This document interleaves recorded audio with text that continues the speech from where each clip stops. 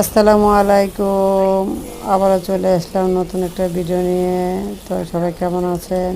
শুভ সকাল সবাইকে, শুভ নববর্ষের শুভেচ্ছা রইল। তো সবাই খাই ইলিশ মাছ, আর আমি রান্না করলাম লতি।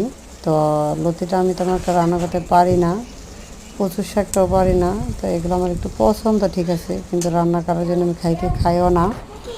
তো মাঝে মধ্যে কিনা হয়, তো সেটাই আর কি আপনাদের সাথে শেয়ার করলাম। তো চিংড়ি মাছ দিলে আরও মজা হতো।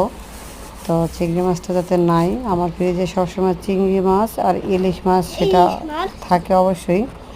তবে লতি যখন রান্না করছিলাম তখন এলো জোগা ছিল, বাট চিংড়ি মাছ নাই, তার কারণে ওগুলো দিয়েই নেই। তো কার কার পছন্দ সবাই কমেন্ট করে জানাবেন।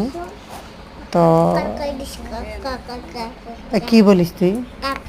তুমি ভাত খাও নাই কেন? তো মা বাড়িতে মানুষ ছিল 2 জন, তো 2 ছেলে খাইতে পারে না ওরা, তো অল্প করে রান্না হয়। অল্পর জিনিস স্বাদ হয় বেশি, রান্নাও ভালো হয়। তো আসসালামু আলাইকুম, সবাই ভালো থাকবেন, আর বেশি বেশি লাইক কমেন্ট করবেন, আর আমার চ্যানেলটাকে এগিয়ে নেওয়ার জন্য সাহায্য করবেন। তো আমিও সবাইকে সাপোর্ট করে আসবো, আলহামদুলিল্লাহ। তো সবাই ভালো থাকবেন, এই কামনাই রইল। আসসালামু আলাইকুম।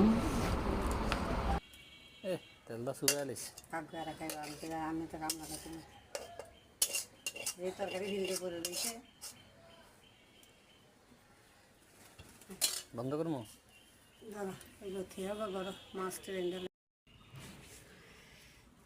রুই মাছ এগুলো রান্না করবো।